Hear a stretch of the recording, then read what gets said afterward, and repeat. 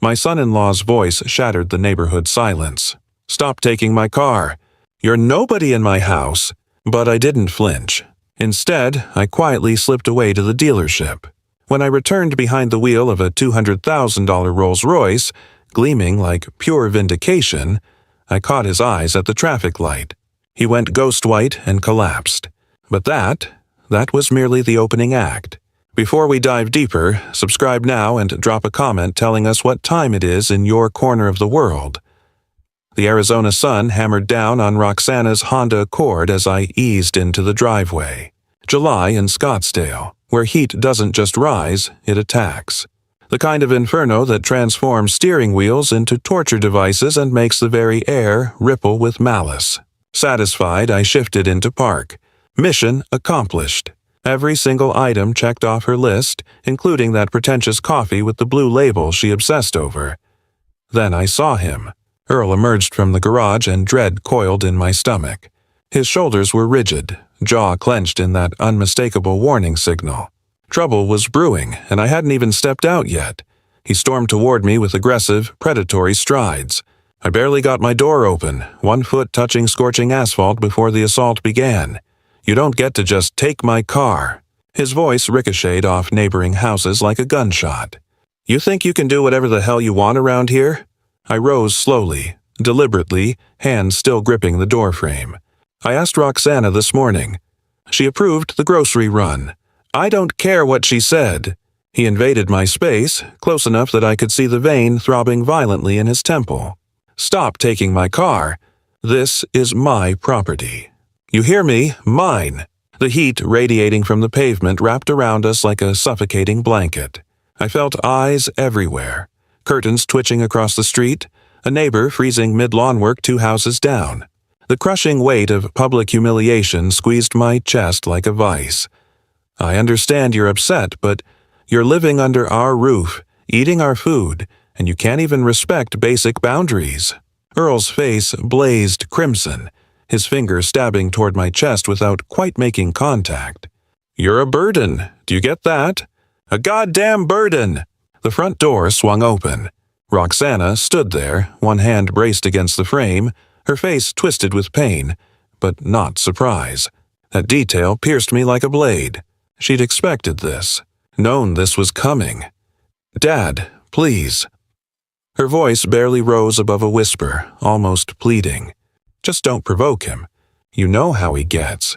Can we all just calm down? Don't provoke him." As if I'd committed some unforgivable sin. As if asking to borrow a car, with permission, constituted an act of war. I glanced at the grocery bags visible through the back window. 4 bags of carefully selected food, purchased with my own pension money, my pathetic attempt to contribute to a household where I was clearly despised. The bags suddenly felt like evidence of my own worthlessness. My desperate attempt to matter, rendered meaningless by this man's contempt. I bent down, opened the rear door, and extracted the bags. They seemed heavier than they should have been. Or perhaps I was simply exhausted by all of this.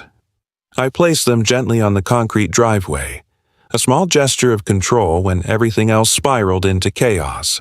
Earl continued his tirade, something about respect and rules, but his words dissolved into meaningless noise. White static.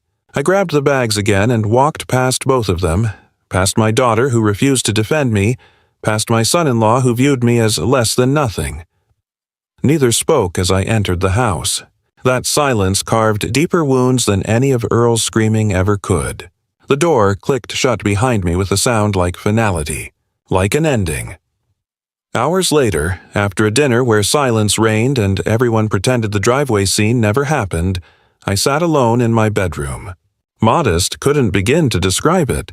A single bed, a small desk, a dresser with a mirror that had witnessed better decades. This room hadn't changed in 8 years, since the day I'd moved in with them. Why would it? Poor pensioners don't redecorate. The house lay quiet except for their voices downstairs. Indistinct, but unmistakably about me. I could tell by the rhythm, the occasional spike in volume quickly muffled. I opened my laptop.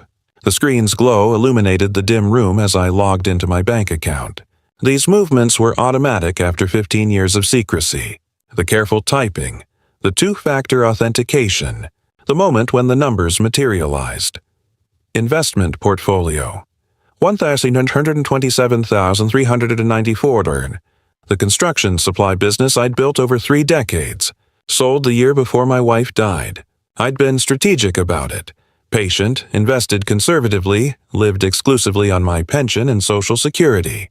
Never touched a cent of it. Why? Initially, I'd convinced myself it was to avoid being seen as a walking ATM, to keep relationships genuine, to not become the pathetic old man whose money made him interesting. But staring at those numbers now, I understood the real reason. I'd been preparing.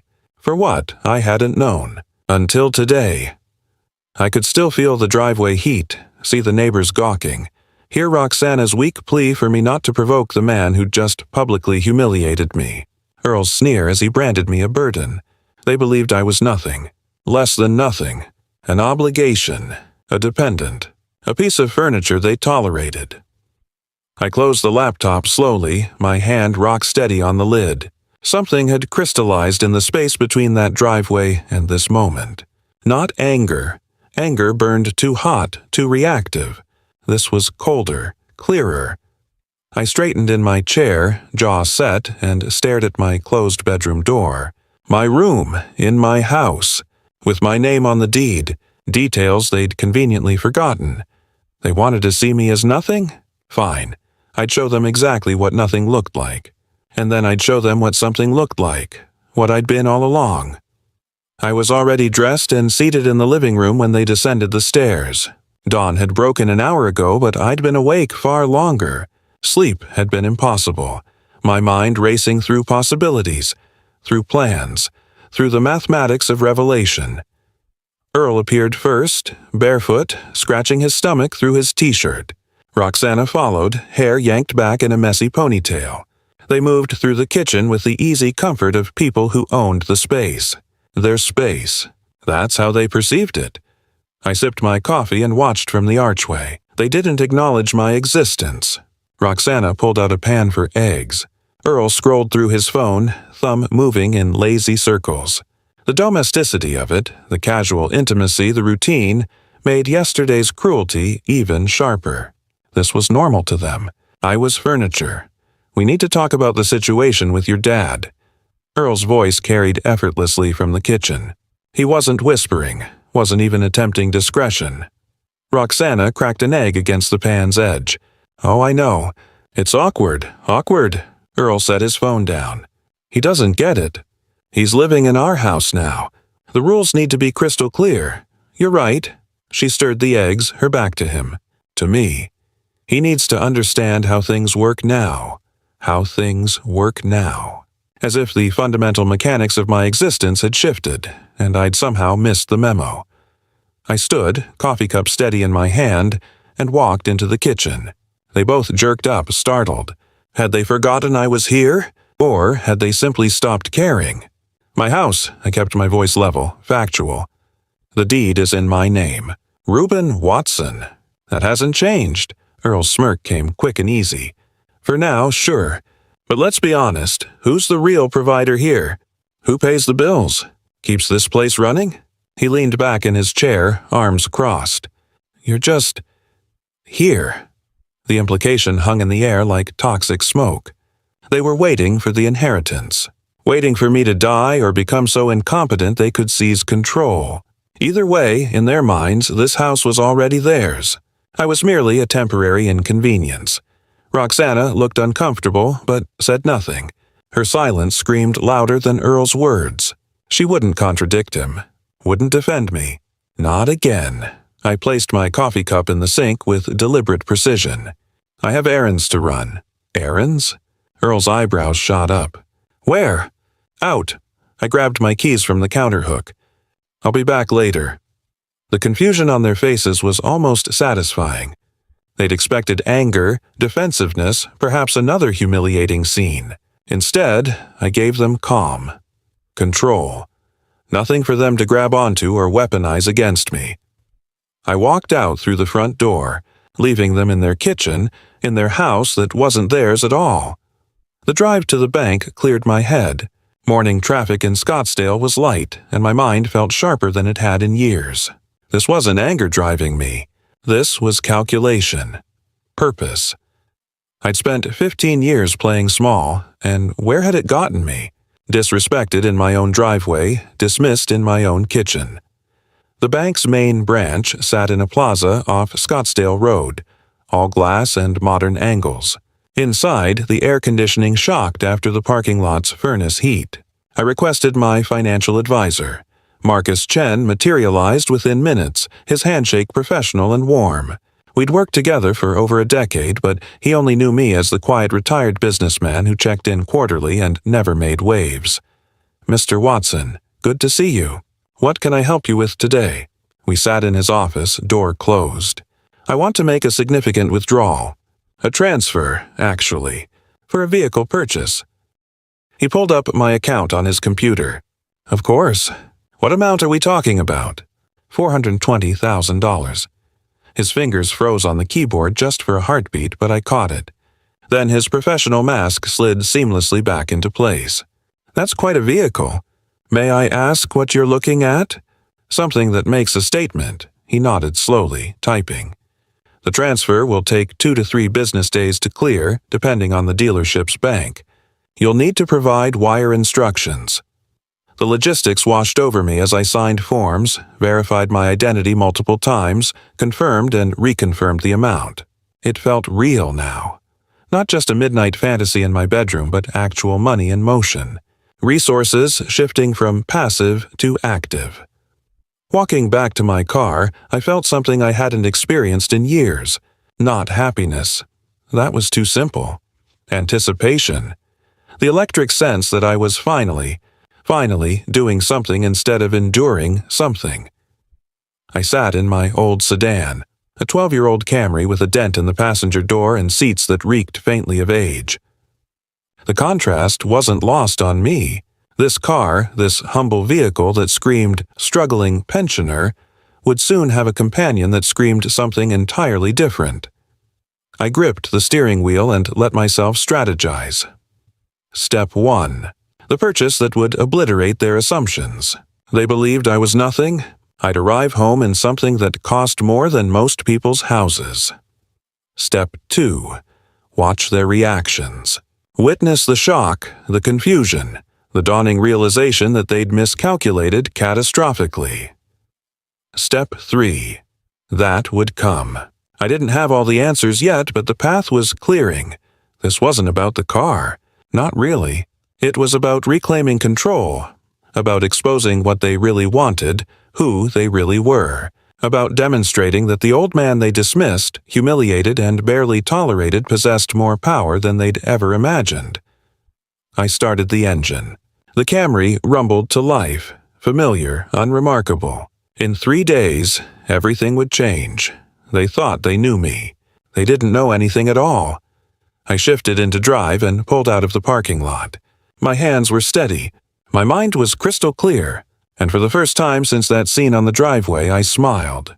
3 days had evaporated since the bank visit. 3 days of research, of comparing specifications, of imagining this exact moment. I stood in the showroom now, surrounded by vehicles that cost more than most people earned in years.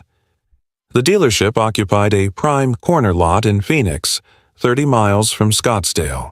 Floor-to-ceiling windows flooded polished marble floors with Arizona sunlight.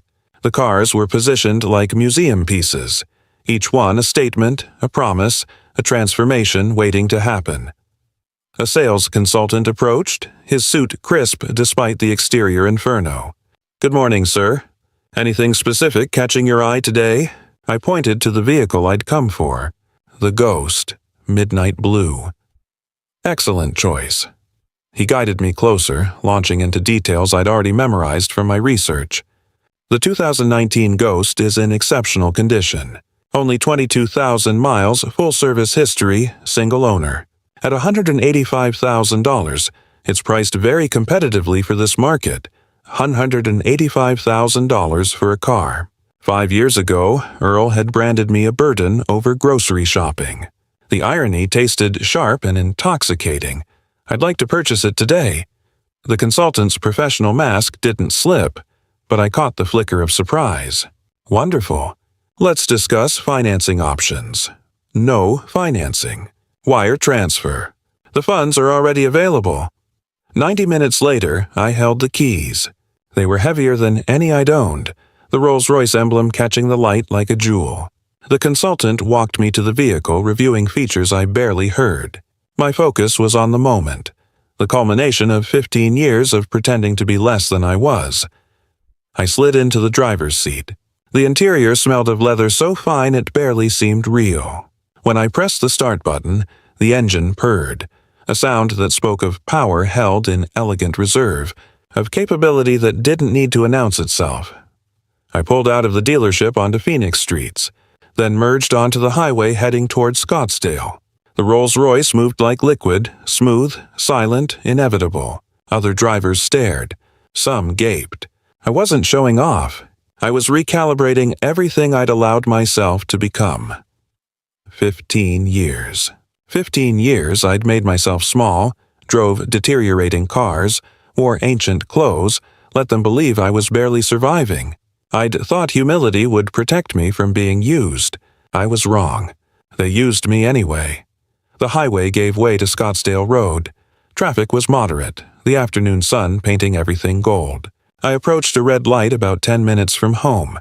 Slowing to a stop in the left lane, a silver Honda Accord pulled up beside me in the right lane. I glanced over casually, then froze. Earl. Behind the wheel of Roxana's car, his attention glued to his phone, thumbs dancing across the screen. He hadn't seen me yet. My heart rate accelerated. Not from fear, from anticipation. This moment was too perfect to be real. Yet here it was, the universe offering me a gift.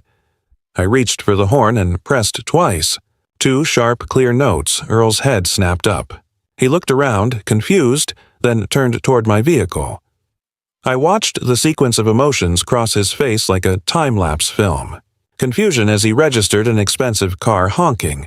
Recognition as he saw my face through the window. Shock as he processed the Rolls-Royce.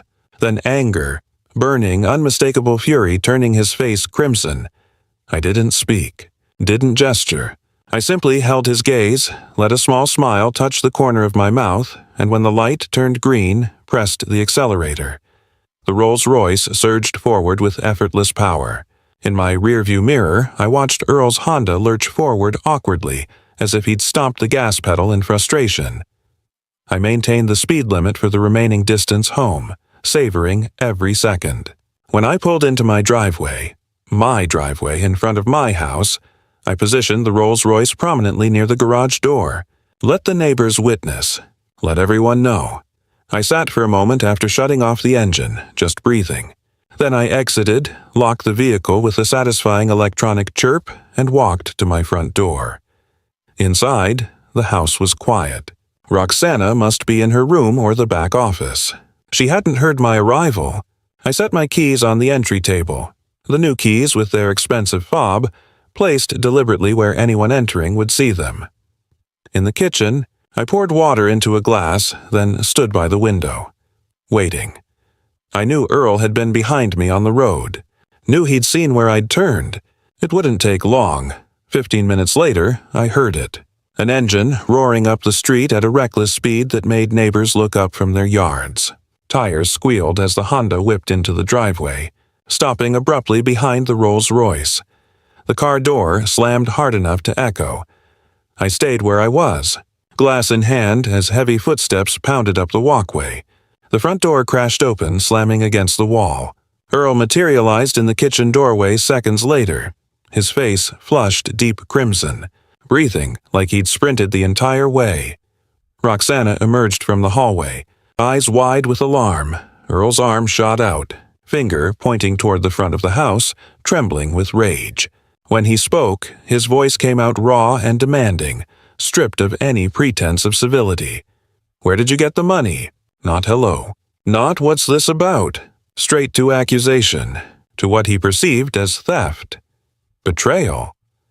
I took a slow sip of water, let him wait, set the glass down with care, made eye contact. I think we need to have a conversation, Earl. A real one. Roxana moved closer, her confusion morphing into something else as pieces started connecting. Dad, what's he talking about? What car? Earl advanced into the kitchen, his hands clenched into fists at his sides. Roxana stood frozen between us, her expression caught between loyalty and dawning comprehension. The truth was about to pour out. 15 years of secrets. And I was ready. Earl didn't wait for me to begin. The accusations erupted like a dam breaking. You've been hiding money, pretending to be broke while we paid for everything. He started pacing, his hands cutting through the air. We covered utilities, groceries, everything for 5 years, and you could have helped. Roxana moved closer to the table, her expression shifting from confusion to something sharper. Dad! Her voice was quieter than Earl's but carried its own weight of accusation. You had money this whole time? While we... She stopped, but the implication hung there, heavy and damning. I set my water glass down with deliberate care. I wasn't going to be bullied or rushed through this. I gestured toward the kitchen table. Sit down, both of you. If you want answers, we'll do this properly. Earl opened his mouth to refuse, but something in my tone, an authority I hadn't used in years, made him hesitate. Roxana sat first, her hands clasping on the table surface. Earl remained standing a moment longer, jaw working, then dropped into a chair. The power dynamic had shifted. I was no longer the meek pensioner accepting their contempt. I remained standing at the head of the table, looking down at them both. 15 years ago, I began. I sold to Watson Supply Company, the construction equipment business I built over 30 years. The sale price was $2.8 million. Roxana's mouth opened slightly. Earl's eyes narrowed. After taxes and paying off remaining business debts, I had just under $2 million. I invested conservatively, bonds, dividend stocks, some real estate holdings. Lived on the returns plus my Social Security. The current portfolio value is approximately $1.4 million. Earl's face cycled through emotions fast enough to seem cartoonish. Disbelief, anger, calculation. Roxana looked stricken, torn between hurt and something else. Greed, maybe, or regret at having miscalculated so catastrophically. I never mentioned it, I continued, because I wanted to know my family valued me, not my bank account. Valued you? Earl's voice cracked. We paid for utilities, for groceries for 5 years, and you could have what? I cut him off, my voice sharp for the first time. I offered. Multiple times. You refused. Remember? The words stopped him cold. Roxana's eyes widened as memory surfaced. 5 years ago, you lost your job at Canyon Logistics. You asked to move in temporarily. I said yes immediately. You're my daughter's husband. This is her childhood home. But I also offered to pay my share of household expenses. You remember what you said, Earl? His jaw clenched. He remembered. You said a real man provides for his family. That you didn't need handouts from an old man. That it would be temporary anyway, just until you got back on your feet. Roxana looked at Earl. He wouldn't meet her eyes. So I didn't push. I bought my own groceries sometimes, contributed when you'd let me, but mostly I stayed quiet. Stayed small because you needed to feel like the provider, even though we were living in my house. Earl's chair scraped as he shifted, trying to regain footing. That doesn't matter. You lied by omission. Living in our house. My house. I walked to a drawer beside the refrigerator, pulled out a folder I'd placed there this morning. I'd known this conversation was coming, even if I hadn't known when. The deed says Reuben Watson. Always has. I opened the folder on the table. The house deed, purchased outright in 1998, months after my wife died. Sole owner. No mortgage. No co-signers. Earl's face darkened as he stared at the document. For now, he muttered, and there it was. Naked, undisguised, the expectation.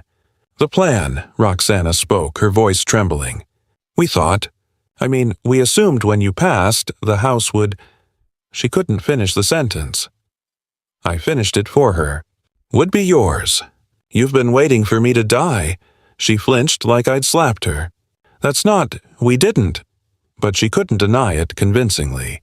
Her eyes couldn't hold mine. Earl was less subtle. "You're old. It's natural to plan for the future. But now we find out you've been hoarding money, living like a miser, letting us struggle." The revisionist history was stunning. They hadn't struggled. They lived comfortably in a house they paid no rent for, splitting utilities they'd pay anywhere, building no equity because the property wasn't theirs to build equity in. Struggle. I kept my voice level. "You have good jobs. You live rent-free. You pay a third of what you'd pay for a comparable house anywhere in Scottsdale. That's not struggle. You made us look like fools." Earl stood abruptly, his chair scraping hard against the floor. "Living here, judging us while you sat on millions. 1.4 million. And I never judged you. You judged me. You called me a burden 3 days ago, remember? In the driveway. In front of the neighbors." His face reddened further. That scene clearly still burned him. "This isn't over." He moved toward the doorway, then spun back. "You think you can just, what? Flaunt your money? Humiliate me on the street with that car? You're going to regret this. Making us look like fools. You'll see." It was a clear threat, though vague in specifics. A promise of retaliation. Roxana stood too, looking between us. When her eyes finally landed on me, the expression there might have been hurt, or might have been anger. I couldn't tell anymore. "Dad, how could you? How could you let us think?" Again, she couldn't finish. She followed Earl out of the kitchen. I heard them in the hallway. Urgent whispers I couldn't quite make out. Then footsteps on the stairs. Their bedroom door closing with force. I stood alone in my kitchen. The house felt different. The pretense was gone, but so was any illusion of family harmony. I walked to the front window and looked at the Rolls-Royce gleaming in the afternoon sun. Worth it? Yes, absolutely. I wasn't naive enough to think this was over. Earl's threat wasn't empty bluster. That was a man whose plans had just collapsed, whose self-image as superior provider had shattered. Dangerous. The silence from upstairs was too complete. They were talking up there, planning. I could feel it. I should probably feel worried. Instead, I felt alert, focused. I'd spent 5 years being walked over, dismissed, tolerated like furniture. Now they knew I wasn't helpless, wasn't poor, wasn't dependent. What would they do with that information? I returned to the kitchen and pulled out my laptop. Time to document everything. Every word said, every threat made. I opened a new document and began typing, recording the confrontation while details were fresh, protecting myself. Because the war had begun in earnest, and I intended to win it. Morning light crept through my bedroom curtains, gray and hesitant. I'd slept in fragments, an hour here, 30 minutes there, my mind circling yesterday's confrontation like a dog worrying a bone. Around 6, I gave up trying and moved to the window. My eyes landed on the driveway. Something was wrong with the Rolls-Royce. The angle wasn't right. The car sat too low, listing to one side like a wounded animal. My stomach dropped. I dressed fast, jeans, shirt, shoes without bothering with socks, and headed downstairs. The house was silent.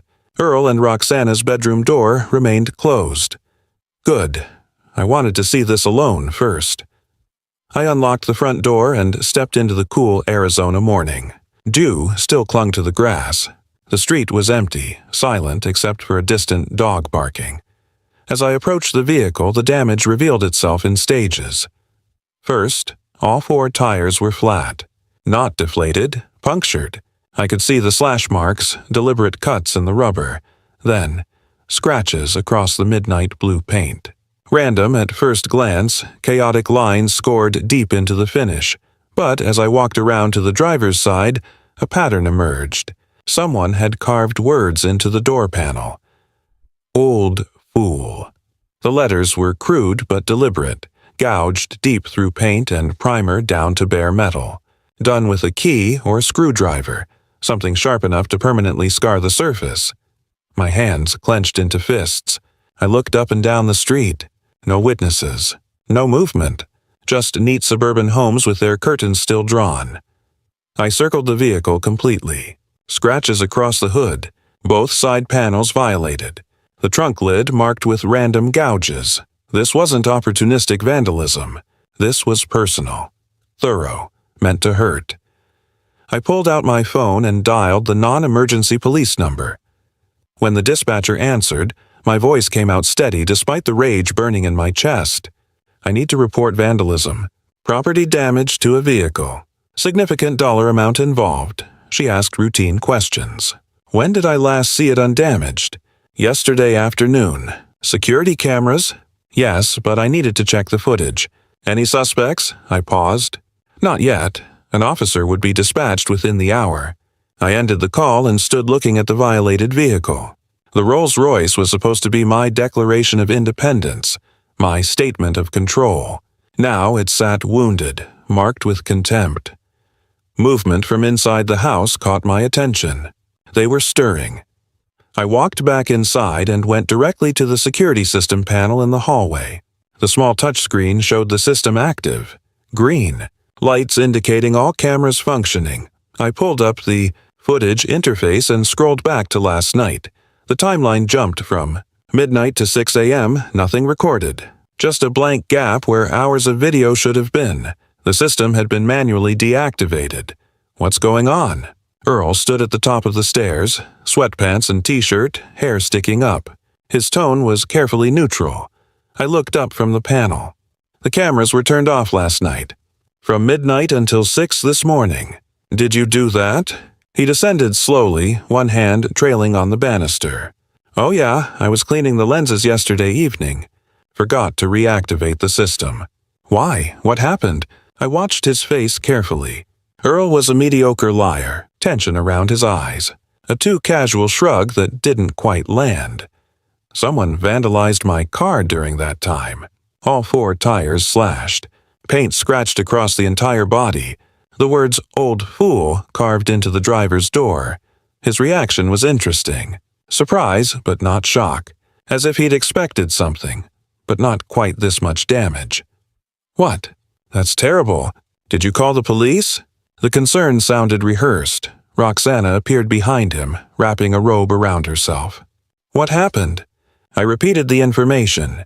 Her hand went to her mouth in a gesture of horror that seemed genuine. But something else flickered in her eyes. Guilt by association. Fear of being caught. Oh no, Dad, that's awful. The police arrived 40 minutes later. A uniformed officer took the initial report, photographed the damage, walked around the vehicle making notes. Then another car pulled up. A man in plain clothes emerged, badge clipped to his belt. Mr. Watson, I'm Detective Harris. I handle property crimes in this district. He was middle-aged with sharp eyes that cataloged everything. He walked around the Rolls-Royce slowly, taking his own photos, making notes the officer hadn't. When he spoke, his questions were precise. When did you purchase this vehicle? 3 days ago. His eyebrows rose slightly. Recent acquisition. Why such an expensive car? I recently decided to enjoy my retirement savings. He nodded, wrote something down. Any recent conflicts? Arguments with neighbors? Business disputes? The question was loaded. I hesitated, then provided a measured answer. I've been having some family tensions. My daughter and son-in-law live with me. There was a disagreement yesterday about finances. Harris's pen moved across his notepad. I'd like to speak with them if they're available.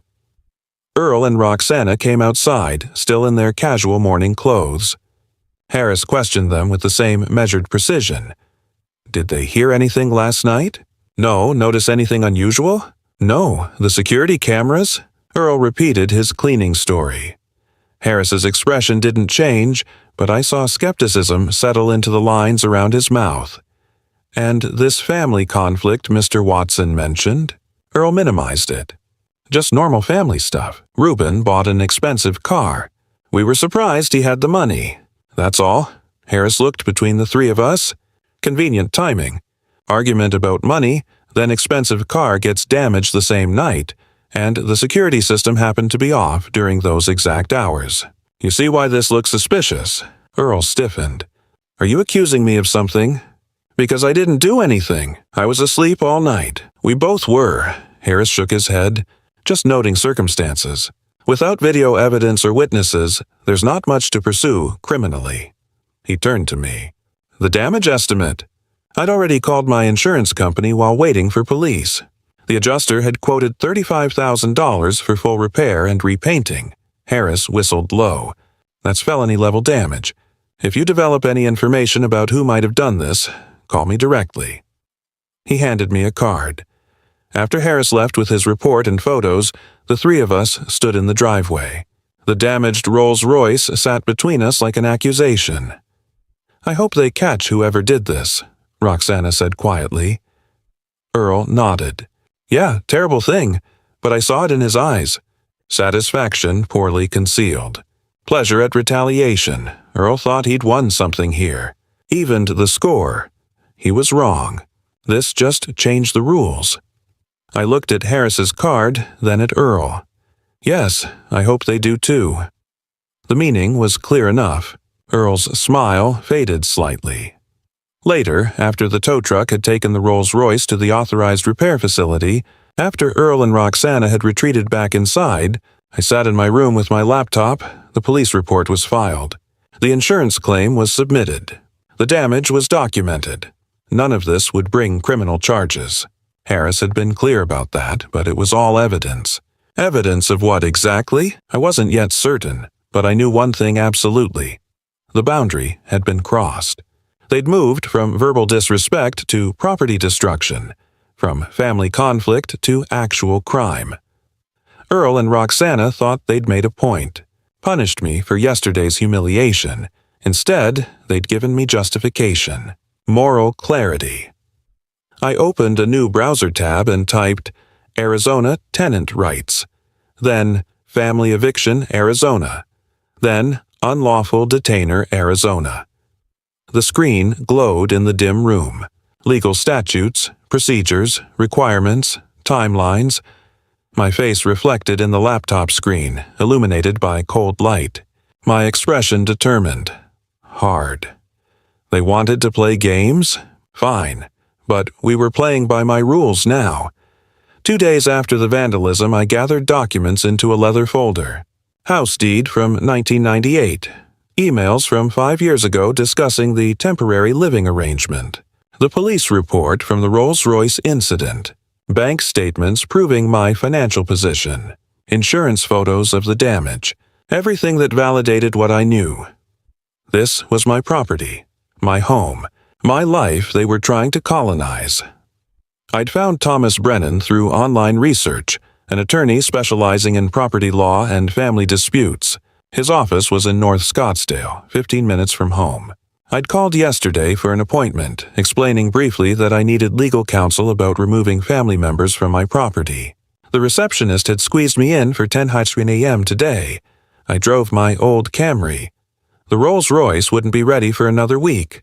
The contrast felt deliberate, a reminder of the dual lives I'd been living.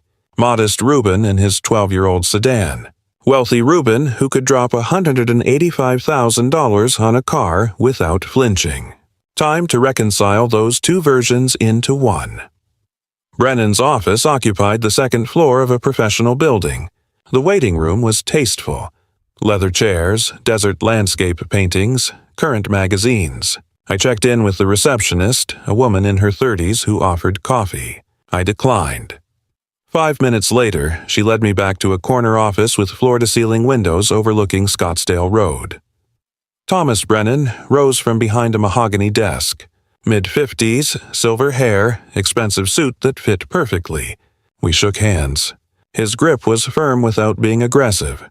Mr. Watson, please sit down. I settled into a client chair across from him, placing my folder on the desk between us. Thank you for seeing me on short notice. Your situation sounded urgent. He opened a legal pad, pen ready. Why don't you start from the beginning? I laid it out methodically. 5 years ago, Earl lost his job. He and Roxana asked to move in temporarily while he got back on his feet. I agreed. It was her childhood home. They needed help. Family supports, We had an oral agreement. They'd contribute to household expenses and help with maintenance. Did you document this agreement in writing? Brennan asked. No, it was family. We discussed it over dinner. Roxana's friend was present when we talked about them moving in, but nothing formal. He nodded, making notes. Go on. Earl found a new job within 6 months. Operations manager at a logistics company. Good salary. But the contributions never materialized. Instead, they'd settled in, treating the house like their property. Me, like an inconvenience they tolerated until I died and they could inherit. I opened my folder and slid the house deed across the desk. The property is solely in my name. No joint ownership. No mortgage. I own it outright. Brennan examined the document. Clear title. That's good. What triggered the current crisis? I explained. The grocery store confrontation, the public humiliation, my decision to stop hiding my financial situation, the Rolls-Royce purchase, Earl's reaction, the kitchen confrontation where they revealed their true expectations. Then the vandalism. I showed him the police report, the photos. Brennan studied them carefully. The detective noted the suspicious timing but said he couldn't pursue charges. No evidence. Security cameras were conveniently off during the vandalism window. My son-in-law claims he forgot to reactivate them after cleaning the lenses. Convenient. Brennan set the photos down. Mr. Watson, I'm going to be direct. You have strong legal standing. Arizona law is clear. Property owners can terminate occupancy permission even for family members, especially when oral agreement terms are violated. The challenge is proving those violations and maintaining proper procedure. What's the process? He leaned back in his chair. First, we need to address your estate planning. You mentioned they expect to inherit. What does your current will say? Everything goes to Roxana. She's my only child. My wife died 22 years ago. Do you want to change that? The question hung in the air. Did I? Could I cut my daughter out of my will over this? But she'd stood by while Earl humiliated me. She'd said nothing when he called me a burden. She'd participated in the expectation that I'd die soon and leave them everything. 90% to charities, I said. 10% to Roxana. She's still my daughter, but she's made her choices. Brennan nodded approvingly. That sends a clear message while protecting against claims you weren't of sound mind. Leaving her something proves you considered her, just chose to limit the inheritance. He outlined the eviction strategy. Step 1. Formal letter to Earl and Roxana documenting the oral agreement terms and their failures. This letter would also serve as notice that I was modifying the agreement. They needed to start contributing financially or vacate within 30 days. Step 2. Execute the new will simultaneously. Step 3. Detailed documentation. He wanted me keeping a log of every hostile interaction, every failure to contribute, every concerning behavior. Photos, notes, dates, times, build the case. Step 4. When the 30 days expired, if they hadn't left, file formal eviction proceedings. How long does the process typically take? If they fight it? 2 to 3 months from notice to final eviction order. If they leave voluntarily once they understand you're serious? Could be done in 30 days. I asked about costs. He quoted fees, $5,000 for eviction proceedings, $1,500 for will preparation. I didn't hesitate. Let's proceed. We spent the next 30 minutes on details. The friend who'd been present when they discussed moving in, her name was Jennifer Kwan. She'd helped them pack. Brennan noted it for potential future testimony. I signed the retainer agreement and wrote a check for $6,500. Brennan promised the formal letter would be ready by end of week, the will draft by next Tuesday. One more thing, I said. I don't want drama. I want this done correctly, legally, so it can't be challenged later. Brennan's expression showed approval. That's exactly the right approach. Emotion loses cases. Documentation wins them. We shook hands again. I left the office carrying the empty leather folder. I'd left copies of everything with Brennan. Walking to my car in the parking structure, I felt something I hadn't experienced in weeks. Control. Not revenge exactly, but agency. the sense that I was finally acting instead of reacting. The legal machinery was beginning to turn. I sat in my car before starting the engine, taking a moment to just breathe. Then I pulled out my phone and texted the Rolls-Royce repair facility about pickup timing. Their response came immediately. Ready for pickup Friday afternoon. I smiled. Everything was moving forward. By this time next week, Earl and Roxana would have the formal letter. The countdown would begin, and they'd finally understand I wasn't the helpless old man they'd mistaken me for. A week had passed since my meeting with Brennan. 7 days of meticulous documentation, noting every interaction in my log with timestamps and details. Earl's dismissive comments when I asked about the utility bills split. Roxana's avoidance, how she'd leave rooms when I entered. The continued absence of any household help despite the 5-year-old promise. I was building a case brick by brick. This afternoon, I walked to the mailbox at the street, the Arizona sun pressing down like a physical weight, bills, advertisements, a credit card offer, and a certified letter. My first thought, Brennan had sent the notice via mail instead of arranging a process server, but the return address was wrong. Marshall and Associates, Scottsdale. Not Brennan's firm. I signed for it with the postal carrier, carried it inside. In my room, door closed, I opened the envelope carefully. Legal letterhead. Formal language that immediately set my teeth on edge. I read it once quickly, my pulse accelerating. Then again slowly, absorbing the audacity. Earl had hired an attorney, and Earl was on the offensive. The letter claimed Earl and Roxana had provided essential care and support for an elderly resident for 5 years. It detailed supposed services, household management, meal preparation, financial oversight, companionship. The language made me sound helpless, dependent. Then came the demand. Fair compensation of $180,000, calculated at what they claimed was below market rate for in-home care services, $180,000 for services I'd never requested and they'd never provided. But that wasn't the most concerning part. The letter continued with thinly veiled threats about my capacity to make sound financial decisions, citing the Rolls-Royce purchase as potentially indicative of diminished judgment in an individual of advanced age. The implication was crystal clear. They were threatening a competency challenge, attempting to have me declared unable to manage my own affairs. The letter concluded by requesting immediate payment and suggesting mediation to avoid costly and emotionally damaging litigation. I read it a third time, looking for weakness. The language was aggressive but vague, heavy on implications, light on specifics. No actual evidence of incompetence. No medical documentation. Just insinuation and bluster. Still, it was a move I hadn't fully anticipated.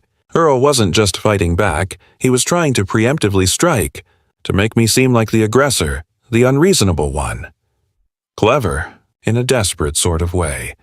I scanned the letter with my phone and emailed it to Brennan immediately. 20 minutes later, my phone rang. I got it, Brennan said without preamble. First reaction, it's weak.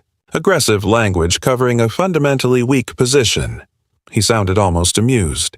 The compensation claim is ridiculous without a written contract specifying care duties and payment terms. The competency threat is even worse.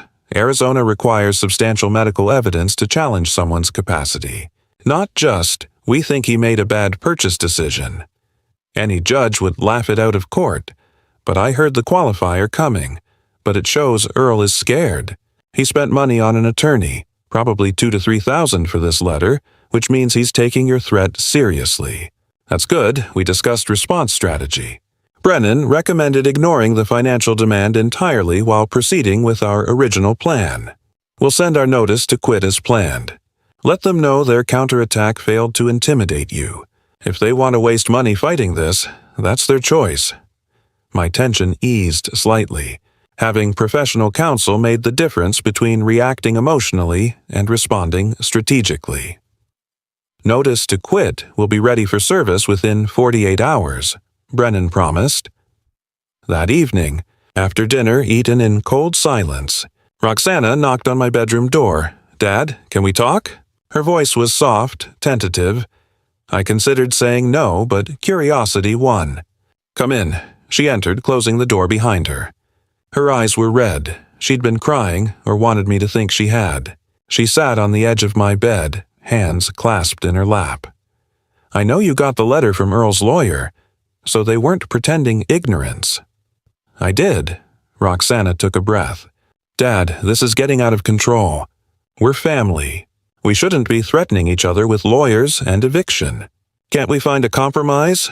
The word landed wrong. I leaned against my desk. "What compromise, Roxana?" "I compromise my home, my dignity, my right to be treated with basic respect in the house I own." She flinched. "It's not like that. Earl is just stressed about work, about money. You know how he gets. And then you bought that car without telling us, and it felt like you were hiding things, not trusting us." The revisionism was staggering. "I don't have to tell you about my purchases. And I wasn't hiding money. You assumed I had none because I lived modestly. That was your assumption, not my deception." Her mask slipped. "We thought when you passed, the house would be ours. We've been planning for that. And now you're saying—" She didn't finish. I finished for her. "Now you know inheritance isn't guaranteed. That I might live another 20 years. That I might change my will. That you can't just wait me out." Silence stretched between us. Then Roxana's voice, smaller. "You changed your will?" I didn't answer directly. "You made your choice 5 years ago, Roxana. The first time Earl spoke to me with contempt and you said nothing. Every time after that, when you chose his comfort over my dignity, you chose him. That's fine. He's your husband. But choices have consequences. Tears now. Real ones. I do love you, Dad. You're my father."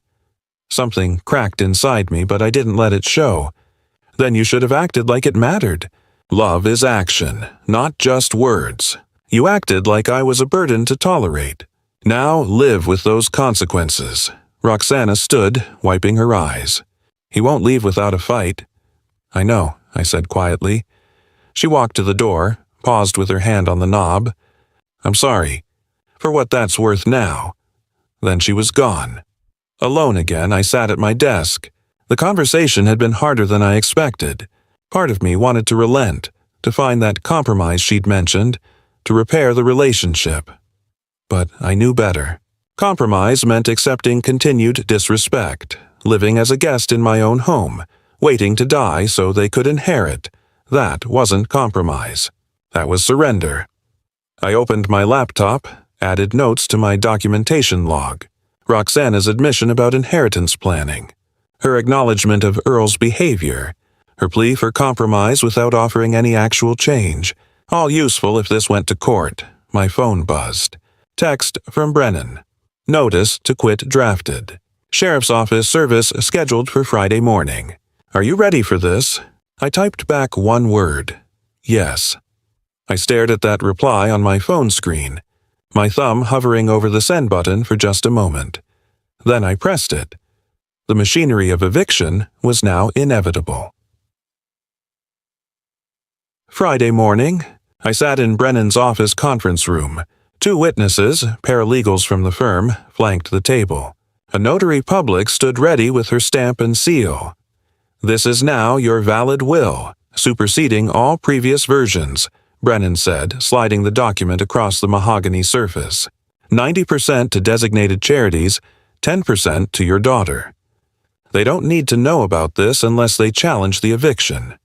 I signed my name on each page where the tabs indicated. My hand was steady. The estate value had been calculated precisely. $245 million, including the house, investments, and liquid assets. Roxana's new inheritance, $245,000 down from $2.4 million, a significant difference. The witnesses signed. The notary stamped. Brennan placed the will in his office safe. "The notice to quit service is scheduled for 1 p.m. at your residence," he said. "Sheriff's deputy will hand-deliver to any adult occupant. You don't have to be present, but I recommend it." "Shows resolve," I nodded. "I'll be there." Driving home, my phone buzzed. Email from Detective Harris. Subject line: Case update. Vandalism report. I pulled into a parking lot to read it properly. The email was brief and professional. Investigation concluded due to lack of evidence, but the report would reflect suspicious circumstances and note persons with access and potential motive. His way of saying he believed Earl was responsible but couldn't prove it. Still useful. All part of the documentation. I arrived home at 11:00. The house was quiet. Earl at work, Roxana likely in their bedroom or out somewhere. I made coffee and waited. At 12:58, a Maricopa County Sheriff's cruiser pulled up to the curb. A deputy emerged, manila envelope in hand, and walked up the driveway with the measured stride of someone who'd done this 1,000 times. I opened the door before he knocked. "Mr. Watson." "That's me. I have a document for service." He consulted his clipboard. "For Earl Thompson or Roxana Watson Thompson. My daughter is home." "I'll get her." Roxana appeared at the top of the stairs, drawn by voices. When she saw the uniform, her face went pale. "Ma'am, I need to serve you with a legal notice." The deputy held out the envelope. She descended slowly, took it with trembling hands. "What is this?" "Notice to quit. You'll need to read it carefully. Have a good day, folks." He walked back to his cruiser, drove away. The whole process took 90 seconds. Roxana stood in the entryway staring at the envelope like it might bite her. "Dad!" "Open it," I said. She did, pulling out the multi-page document. Her eyes scanned the first page, widened. You're evicting us? I'm terminating an arrangement that stopped working years ago. You have 30 days to find alternative housing." Her phone was already out, fingers shaking as she typed, calling Earl. 30 minutes later, his car screeched into the driveway. He burst through the front door, still in his work clothes, face flushed. "What the hell is this?" He waved the copy Roxana had photographed and sent him. I stood in the kitchen, coffee in hand, voice calm. "Exactly what it says. Notice to quit. 30 days. This is insane. You can't just kick us out. This is our home. It's my home. You've been guests who violated their welcome. This is legally sound." Earl's hands clenched around the papers. "We'll fight this. 30 days? We'll take you to court. You're welcome to try, but you're not tenants with a lease. You're occupants without a written agreement. Arizona law allows me to terminate that with proper notice, which I've now provided." He paced, reading through the document more carefully. I watched reality penetrate the anger. The legal language was precise, unambiguous. Notice to quit based on violation of oral agreement regarding household contributions, creation of hostile living environment, and suspected involvement in property damage. Earl looked up. "The vandalism? You're accusing us of—" "I'm noting that the detective's report contains suspicions about persons with access. That's factual." The bluster started crumbling. "Where are we supposed to go? You know, rental markets are tight. First month, last month deposit. That's $6,000 or more." The financial reality of their situation was showing. They'd been living rent-free for 5 years, spending Earl's $65,000 salary on lifestyle, not savings. "That's not my problem," I said, and meant it. Roxana spoke, voice small. "Dad, please. We'll change. Earl will apologize. We'll start paying rent, helping out, whatever you want. Just give us another chance." I looked at my daughter. For a moment, I almost wavered. Then I remembered. The driveway confrontation, the vandalized car, Earl's sneer, 5 years of small disrespects accumulating into one massive wound. "No," I said. "This is done." Earl tried one more angle. "Fine, we'll leave. But you're making a mistake. Roxana is your only child. Only family. You're choosing pride over family, money over blood. When you're old and alone in this big house, you'll regret this. It was meant to wound, to instill doubt. Instead, I felt clarity. I'm already alone. Earl. I've been alone in this house for 5 years while living with 2 people who saw me as an obstacle to inheritance. At least now I'll be alone with dignity. Earl had no response to that. He grabbed the papers, stormed toward the stairs. 30 days. We'll be gone, but don't expect a relationship after this. Roxana, come on. Roxana lingered, looking at me. I meant what I said the other night. I'm sorry, but I have to go with him. He's my husband. I know, I said, and I did. She'd made her choice years ago. This was just making it official. She followed Earl upstairs. Doors slammed. Voices rose in heated argument, muffled by walls. I stood in my kitchen, coffee gone cold. The house felt different already. No longer theirs, becoming mine again. I walked to the front window and looked out at the street where the sheriff's cruiser had been parked an hour earlier. The legal strike had landed cleanly. Now came the waiting. 30 days until my house was truly mine again. 30 days to see if they'd leave quietly or make this uglier than it already was. I had a feeling I knew which way they'd go. 3 weeks crawled by after. The notice to quit landed in my kitchen. The atmosphere in the house became arctic. Earl and Roxana moved through rooms like ghosts, avoiding eye contact, communicating in terse fragments when absolutely necessary. I documented everything. The lack of household help, dishes left in the sink, trash not taken out. Their promise from 5 years ago now just another broken commitment. Earl's hostile glares when we passed in hallways. Roxana's red-rimmed eyes from crying in their bedroom. The apartment hunted on weekends.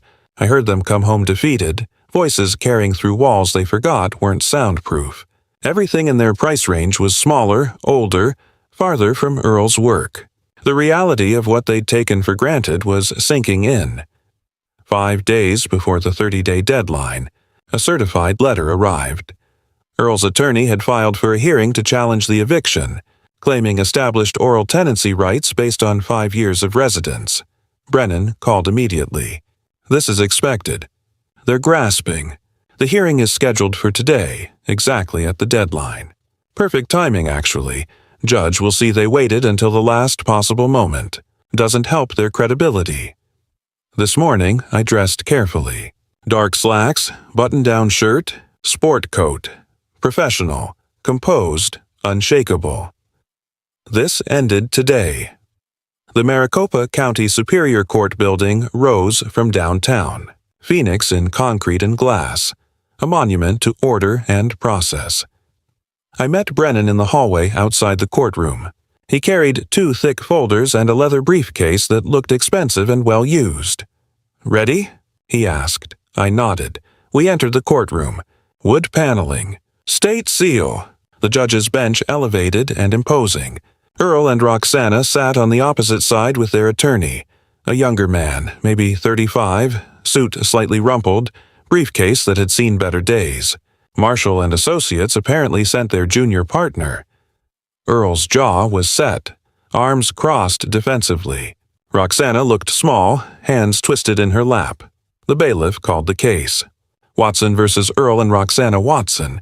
Unlawful detainer action. Judge Morrison presided.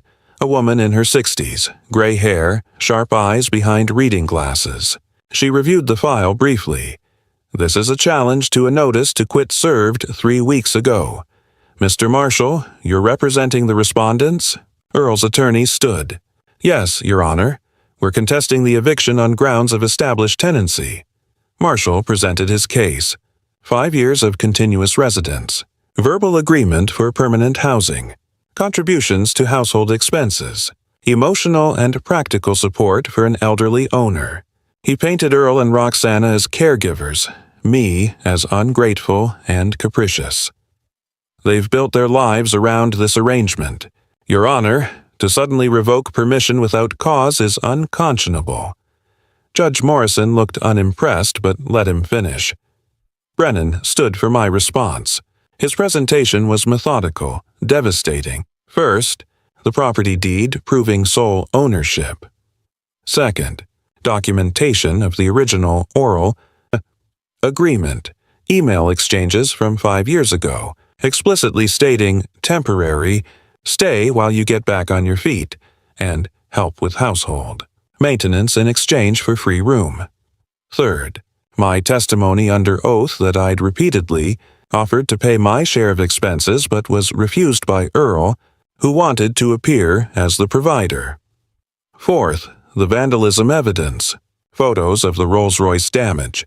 Detective Harris's report noting suspicious circumstances and persons with access. The convenient security camera malfunction. Fifth, recordings of Earl's disrespectful comments. Arizona is a one-party consent state. I'd legally recorded conversations after the kitchen confrontation. The judge listened to a 30-second clip through the courtroom speakers, Earl's voice clear and unmistakable. The old man doesn't understand. This is our house now. We're just waiting him out. I watched Earl's face drain of color. Judge Morrison had questions. She addressed Earl directly. Mr. Earl, the original agreement mentioned household help. What specific tasks did you perform? Earl stammered. Well, we lived there, helped out. General stuff. Can you be specific? Did you maintain the yard, handle repairs, clean common areas? His face reddened. Roxana did some cooking. I helped with. We were there. We were family. It was weak, and he knew it. Marshall tried to salvage it. Your Honor, this was a family arrangement, not a formal contract. The specifics were fluid. Judge Morrison cut him off. But Mr. Watson's attorney has produced written evidence of the agreed terms. Emails stating, help with household maintenance in exchange for housing. The burden is on your clients to show they met those terms. I'm not seeing that evidence. She turned to me. Mr. Watson, why now? After 5 years, why evict them at this particular time? My answer was measured. Your Honor, the disrespect escalated. When I revealed I wasn't financially dependent on them, the hostility became unbearable. My vehicle was vandalized. I no longer feel safe or respected in my own home. I have the right to decide who lives in my property. Judge Morrison reviewed her notes. The courtroom was silent except for the scratch of her pen. Then she spoke. This is fairly straightforward. Mr. Watson owns the property outright. The respondents are not tenants under Arizona law. No written lease, no regular rent payments. They were guests under an oral agreement that specified certain responsibilities. The evidence shows they failed to meet those responsibilities and created a hostile environment.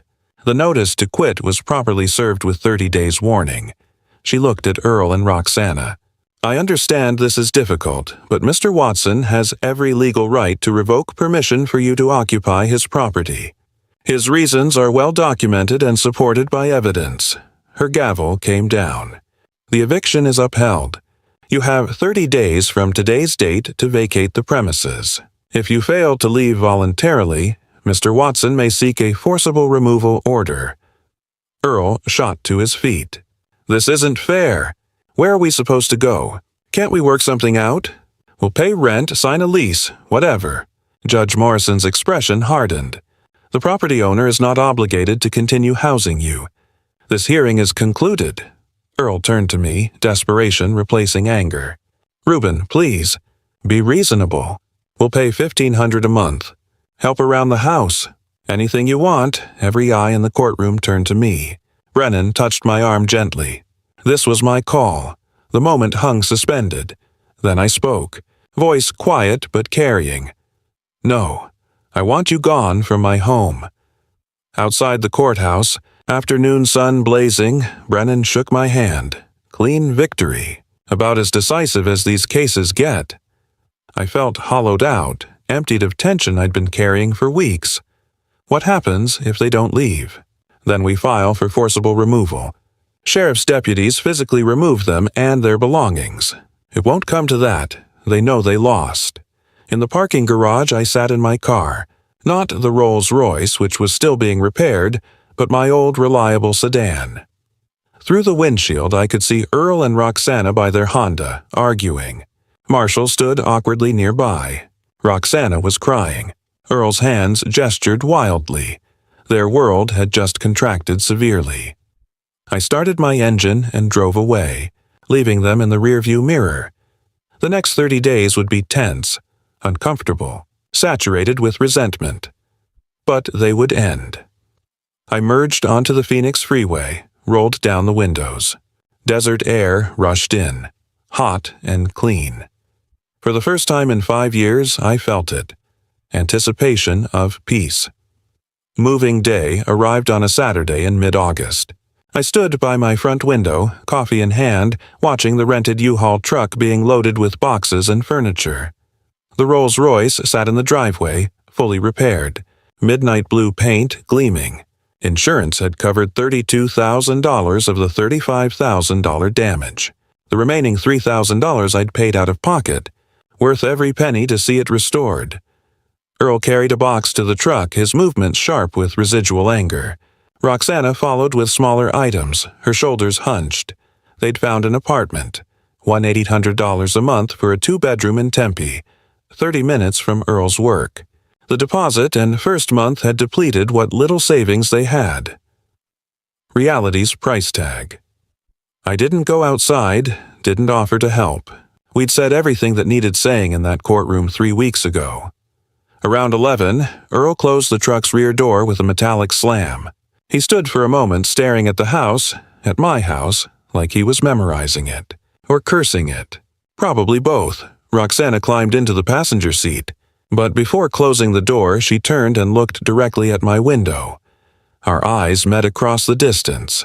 Her expression wasn't anger anymore. It was something more complex, resentment mixed with something that might have been understanding. Too little, too late. She climbed in. The truck rumbled to life. They drove away. I watched until the U-Haul disappeared around the corner. Then I set down my coffee and walked through my house. The master bedroom where they'd slept was empty now, just carpet marks where furniture had stood. I opened the windows, letting fresh air chase away 5 years of occupation. Their bathroom, vacant. The spare room they'd used for storage, cleared. The kitchen where so many tense meals had been eaten in silence. Mine again. I walked from room to room, reclaiming each space, not with triumph, but with quiet satisfaction. This was restoration, not revenge. The next day, Sunday, I drove to Brennan's office for our final meeting. He'd asked me to come in to sign completion paperwork and settle the final accounting. His receptionist wasn't in. Weekend appointment, just the two of us. Brennan met me at the door, shook my hand. Congratulations. Not many of these cases end this cleanly. You got your house back, your peace back, and you did it all legally. That's a real victory. We sat in his office. He walked me through the final documents. The judge's order filed and recorded, the eviction completion certificate, the updated property records showing no occupants except me. Total legal fees, $8,200. I wrote the check without hesitation. Worth it? Brennan asked. Every cent. He leaned back in his chair. Are you going to stay in the house? It's a lot of space for one person. It's my space. I built that equity over 30 years of work. I'm not going anywhere. This is my home, and I'm going to enjoy every moment of it. Brennan smiled. Good answer. We shook hands one final time. As I left his office, I felt the weight of the past months lift. No more hearings. No more documentation. No more lawyers. Just life. My life. On my terms.